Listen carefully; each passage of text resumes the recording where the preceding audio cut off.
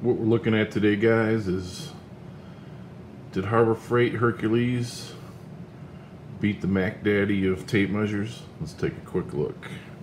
Klien tools. This is a gigantic tape. Here's the Harbor Freight. Same size, same thickness. Klien looks like it's a little cheaper plastic. It's got that shininess look to it. Harbor Freight, theirs looks like it's made out of the same plastic that their tools are made of. Pretty good stuff. Klien tools. It's got a nice legible tape. It's only one-sided. They probably make two-sided, but this one was 20 bucks. There's no magnet. It does have a speed controller on there, so you control the speed of the wind.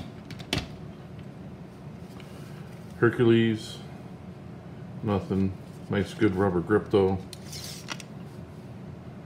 Easy legible, double-sided.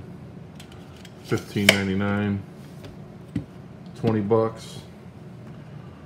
I free-handed them both out. This one makes it to 12 feet.